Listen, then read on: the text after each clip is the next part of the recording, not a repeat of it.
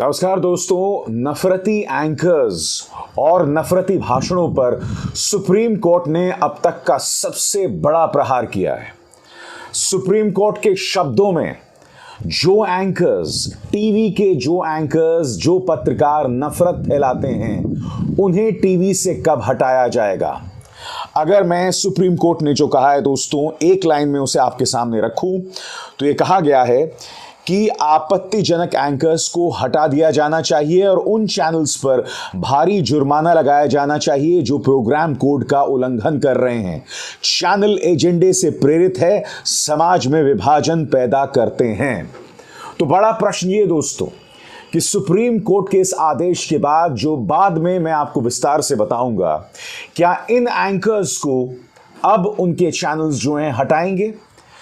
सबसे पहले ये एंकर जिस पर दंगा भड़काने को लेकर बाकायदा केस है, याद कीजिए दोस्तों, जब जहांगीरपुरी में बुलडोजर चला था और उसके बाद अलवर में भारतीय जनता पार्टी की रजामंदी से, उनकी नगर पालिका की रजामंदी से, आपको याद होगा कि जब 300-400 साल पुराने एक मंदिर को गिराया गया था, तब इस एंकर ने एक झूठी खबर चलाई थी। और वो झूठी खबर क्या थी कि जहांगीरपुरी का बदला कांग्रेस की सरकार ने राजस्थान में लिया। सरासर झूठी खबर। ये पत्रकार जो है दोस्तों, मैं आपको बतलाना चाहूंगा, अब तक 1 या 2 बार राजस्थान की पुलिस स्टेशंस में हाजिरी दे चुका है। फिर इस एंकर पर गौर फरमाइए दोस्तों, ये वो एंकर है जो तिहाड़ जेल में 21 दिन पहले ही बिता चुका है। आरोप था वसूली का। इसने अपने चैनल्स पर एक नहीं कई बार कई जहरीले नफरती कार्यक्रमों का प्रचार प्रसार किया। मिसाल के तौर पर उसने ये करीब 20 किस्म के जिहाद, न जाने कितने किस्म के जिहाद जो है उसने अपने चैनल पर पेश किए थे। और आप जानते हैं ये जानकारी सिर्फ एक व्हाट्सएप फॉरवर्ड पर है। और फिर ये एंकर टाइम्स नाउ नव भारत का, जिसने अपने मंच पर यह कहा था कि जब राजस्थान में इमारतें गिराई जा रही थी, घर गिराया जा रहा था, तब एक हिंदू महिला का घर गिरा दिया गया था, मगर एक मुसलमान का घर छोड़ दिया गया था। सरेआम ये वो एंकर्स हैं दोस्तों जो समाज के अंदर नफरत फैलाते हैं। ये ना भूलें, कोरोना की पहली लहर में तबलीगी जमात के खिलाफ न सिर्फ इन 3 एंकर्स ने, बल्कि टेलीविजन के कई एंकर्स ने कितने नफरती कार्यक्रम दिखाए। मकसद साफ था कि समाज के अंदर जहर के बीज बोए जाएं, देश की जनता की नसों में नफरत भरी जाए, और उसके अलावा कुछ नहीं। और सुप्रीम कोर्ट ने दोस्तों ऐसे एंकर्स के खिलाफ जो हैं तल्ख तेवर अपनाए हैं। मैं आपको पढ़ के सुनाना चाहूंगा कि नफरती एंकर्स के बारे में दरअसल सुप्रीम कोर्ट ने कहा क्या है, जो आपके स्क्रीन पर आ रहा है। हेट स्पीच मामले में जस्टिस जोसेफ ने कहा कि अगर टीवी कार्यक्रम के एंकर ही समस्या का हिस्सा है तो क्या किया जा सकता है। एनबीएसए को पक्षपात नहीं करना चाहिए। आपने कितनी बार एंकर्स को हटाया है। आगे देखिए दोस्तों, सुप्रीम कोर्ट हेट स्पीच मामले को लेकर काफी सख्त नजर आ रहा है। शुक्रवार को हेट स्पीच से संबंधित दायर की गई कई याचिकाओं पर सुनवाई करते हुए कोर्ट ने टेलीविजन चैनल्स के भी काम करने के तरीकों को लेकर चिंता व्यक्त की है। कोर्ट ने कहा है कि सब कुछ टीआरपी से ही चलता है। टीआरपी दोस्तों यानी कि रेटिंग्स, यानी कि कौन सा चैनल आगे है, कौन सा चैनल पीछे। आगे दोस्तों, कोर्ट ने 2 टूक कहा कि नफरत फैलाने वाले एंकर्स को ऑफ एयर किया जाए, यानी कि टीवी से हटाया जाए। मीडिया समाज को बांटने का काम नहीं कर सकता।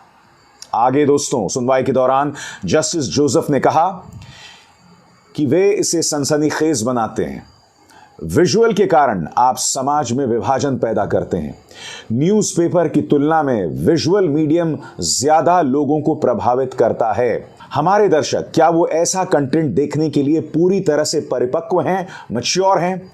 जस्टिस जोसेफ ने news broadcasters and digital association का प्रतिनिधित्व करने वाले वकील से पूछा, अगर टीवी कार्यक्रम के एंकर्स ही समस्या का हिस्सा हैं तो क्या किया जा सकता है? एनबीएसए को पक्षपात नहीं करना चाहिए। आपने कितनी बार एंकर्स को हटाया है?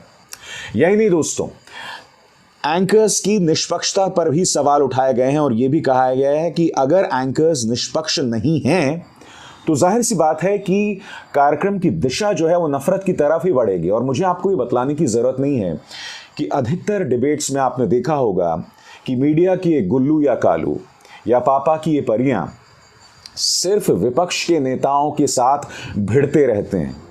सत्ता के नेताओं के साथ ये बहुत कम, कभी कभार ही भिड़ते हैं दोस्तों, बहुत मुश्किल से सवाल करते हैं।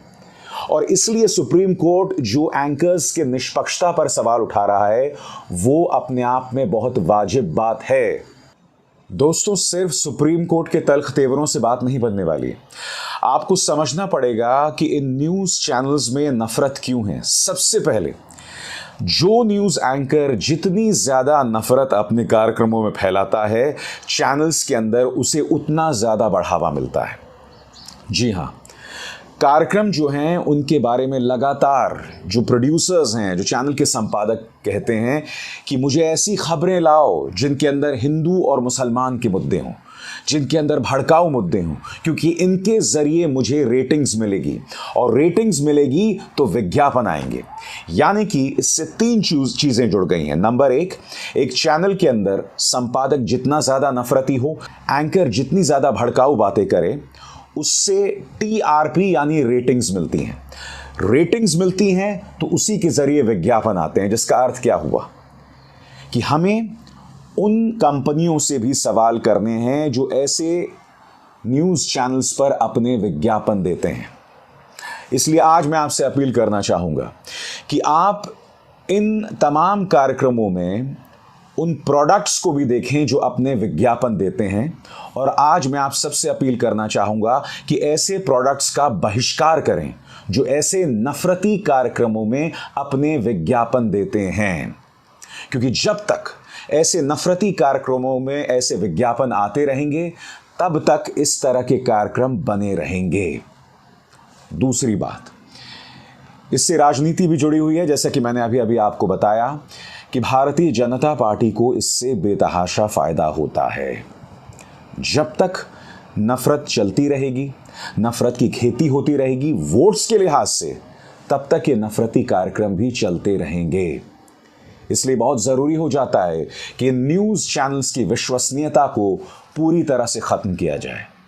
ये विश्वसनीयता बनी रहेगी, लोग देखते रहेंगे, तो जाहिर सी बात है कि नफरत की खेती के ज़रिए पॉलिटिकल पार्टीज़ इसका फ़ायदा उठाती रहेंगी। और पॉलिटिकल पार्टीज़ से मेरा मतलब सिर्फ और सिर्फ भारतीय जनता पार्टी है। और यही नहीं दोस्तों, ऐसा नहीं है कि सिर्फ बीजेपी जो है इन चैनल्स में सरकारी विज्ञापन देते हैं, नहीं। कई ऐसी पॉलिटिकल पार्टीज जो ऐसे नफरती कार्यक्रमों की भुक्तभोगी हैं, वो भी ऐसे न्यूज़ चैनल्स में अपने विज्ञापन देते हैं अपनी सरकारों के ज़रिए। मैं सवाल पूछना चाहता हूं दिल्ली के मुख्यमंत्री अरविंद केजरीवाल से कि आखिर उनकी सरकार के विज्ञापन रिपब्लिक न्यूज़ या सुदर्शन न्यूज़ में क्यों दिखाई देते हैं? क्या ये सवाल पूछने की ज़रूरत नहीं है अरविंद केजरीवाल से कि आपकी पार्टी तो भुक्तभोगी है इस नफरत की, तो फिर ऐसे चैनल्स में आप अपना विज्ञापन क्यों देते हैं? हमें गैर भाजपा पॉलिटिकल पार्टी से भी सवाल करना पड़ेगा, चाहे वो कांग्रेस हो, चाहे वो आम आदमी पार्टी हो, चाहे वो तमाम पॉलिटिकल पार्टीज हो जहां जिनकी जो सरकारें हैं। अगर ये पॉलिटिकल पार्टीज ऐसे नफरती न्यूज़ चैनल्स में अपना विज्ञापन देते हैं, यानी कि वो भी गुनहगार हैं। हमें कहीं ना कहीं ऐसी पॉलिटिकल पार्टी से भी सवाल पूछना पड़ेगा कि एक तरफ तो आप भुक्तभोगी हैं, एक तरफ तो आप शिकायत करते हैं ऐसे कार्यक्रमों की, मगर दूसरी तरफ ऐसे ही न्यूज़ चैनल्स में आपकी सरकारें जो हैं वो अपना विज्ञापन देती हैं। तो ऐसे दोहरे मापदंड क्यों? ये तमाम सवाल हैं जिनका जिक्र सुप्रीम कोर्ट ने अपने आदेश में नहीं दिया, और बहुत ज़रूरी हो जाता है दोस्तों कि इन मुद्दों को संबोधित किया जाए। याद कीजिए, दिल्ली के जंतर मंतर में, दिल्ली के बुराड़ी में कई सभाएं की गई थी और उन सभाओं में खुलेआम नफरती बयान दिए गए थे, भड़काऊ बयान दिए थे। सुप्रीम कोर्ट ने दिल्ली पुलिस से यह भी कहा है कि आपने चार्जशीट दाखिल की कि नहीं, आपने क्या एक्शन लिया है, कितनों की गिरफ्तारी की है। दोस्तों, आपके स्क्रीन पर दिल्ली धर्म संसद में नफरती बयान यानी हेट स्पीच मामले में सुप्रीम कोर्ट शुक्रवार को पुलिस पर बरस पड़ा। कोर्ट ने पुलिस की कार्रवाई पर सवाल की झड़ी लगा दी। कोर्ट ने पुलिस से पूछा है कि धर्म संसद 19 दिसंबर 2021 को ही, इसके 5 महीने बाद भी एफआईआर दर्ज क्यों नहीं हुई? एफआईआर दर्ज होने के 8 महीने बाद भी जांच कहां तक पहुंची? कितने लोगों को गिरफ्तार किया गया? और कितने लोगों से सवाल किया गया, पूछताछ की गई। कोर्ट ने जांच अधिकारी से 2 हफ्ते में स्टेटस रिपोर्ट मांगी है। मैं आपको बतला दूं दोस्तों, आपके स्क्रीन पर यह है महात्मा गांधी के परपोते तुषार गांधी, और याचिकाकर्ता दरअसल इस मामले में तुषार गांधी ही हैं। तुषार गांधी की भूमिका के बारे में क्या है, मैं आपको पढ़ के सुनाना चाहता हूं। महात्मा गांधी के परपोते ने लगाई याचिका। दिल्ली धर्म संसद हेट स्पीच मामले को लेकर महात्मा गांधी के परपोते तुषार गांधी ने सुप्रीम कोर्ट में अवमानना याचिका लगाई है। याचिकाकर्ता तुषार गांधी की ओर से कहा गया है कि दिल्ली पुलिस के हलफनामे में कहा गया कि मामले की जांच चल रही है। 5 महीने बाद FIR दर्ज की गई, चार्जशीट तक दाखिल नहीं की गई है और ना ही कोई गिरफ्तारी हुई है। याचिका पर चीफ जस्टिस DY चंद्रचूड़ और जस्टिस PS नरसिम्हा की बेंच ने सुनवाई की। और जैसा कि मूक नायक की इस खबर में आप देख रहे हैं, यहां पर बाकायदा सवाल किया गया है कि ये सुदर्शन का जो नफरती एंकर है, इसे कब गिरफ्तार किया जाएगा। अगर मूक नायक की इस खबर पर विश्वास किया जाए तो सीधा हमला दोस्तों नफरती एंकर्स और समाज को बांटने वाले लोगों पर सुप्रीम कोर्ट ने उठाया है। सुप्रीम कोर्ट अपनी भूमिका निभा रहा है, मगर आज सुप्रीम कोर्ट को इस मुद्दे पर और फोकस होने की जरूरत है, और मैं आपको बताता हूं क्यों। क्योंकि जब तक आप सरकार को कटघरे में नहीं रखेंगे तब तक बात नहीं बनने वाली है। ये ना भूलें दोस्तों कि जैसे जैसे समाज में नफरत पैदा होती है, जैसे जैसे हिंदू और मुस्लिम दो फाड़ होता है, तो इसका सीधा फायदा किसी और को नहीं बल्कि भारतीय जनता पार्टी को मिलता है। भारतीय जनता पार्टी के खुद के नेता नफरती भाषण देते हैं और कोई आम नेता नहीं।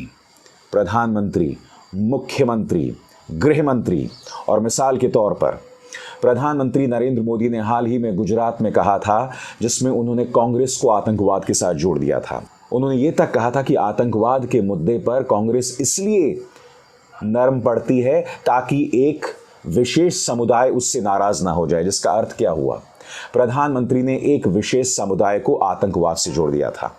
फिर याद कीजिए 2016-17 में उत्तर प्रदेश के चुनावों में देश के गृह मंत्री ने विपक्ष यानी कि कांग्रेस, समाजवादी पार्टी और बहुजन समाज पार्टी को आतंकवादी अजमल आमिर कसाब के साथ जोड़ दिया था। चुनाव आचार संहिता के दिशा निर्देशों का उल्लंघन करते हुए देश के गृह मंत्री ने 2019 के लोकसभा चुनावों में, जब वो गृह मंत्री नहीं थे, तब कहा था कि राहुल गांधी वायनाड इसलिए भागे हैं क्योंकि वो मुस्लिम बाहुल इलाका है। यानी कि एक बार फिर चुनावों के अंदर हिंदू मुस्लिम करना। और फिर आप भूल गए, अभी हाल ही में उत्तर प्रदेश के चुनावों में उत्तर प्रदेश के मुख्यमंत्री आदित्यनाथ ने कहा था कि ये चुनाव 80% बनाम 20% का है, यानी हिंदू वर्सेस मुस्लिम का है।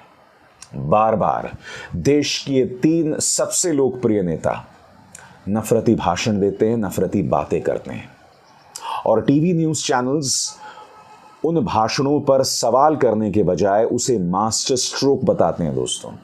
सबसे शर्म की बात यह है कि इन चीज़ों को मास्टर स्ट्रोक बताया जाने लगा है, जबकि इन चीज़ों पर भारतीय जनता पार्टी को कटघरे में रखने की ज़रूरत है, मगर ऐसा नहीं हो रहा है।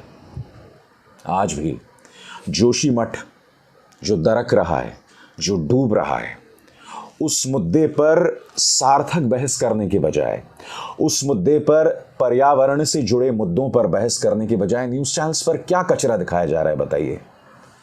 वहां पर भी कहीं ना कहीं धार्मिक तौर पर भड़काऊ नारे, भड़काऊ कार्यक्रम किए जा रहे हैं।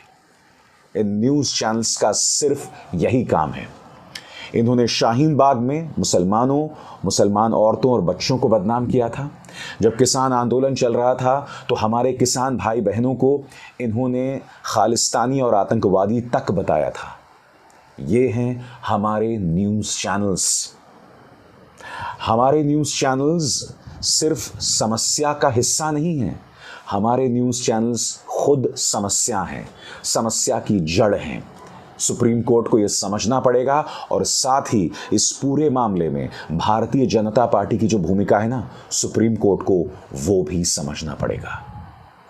और मैं अपने इस मंच पर बार बार नफरत के खिलाफ, नफरती एंकर्स के खिलाफ अपनी आवाज़ बुलंद करते रहता हूं और आगे भी करता रहूंगा।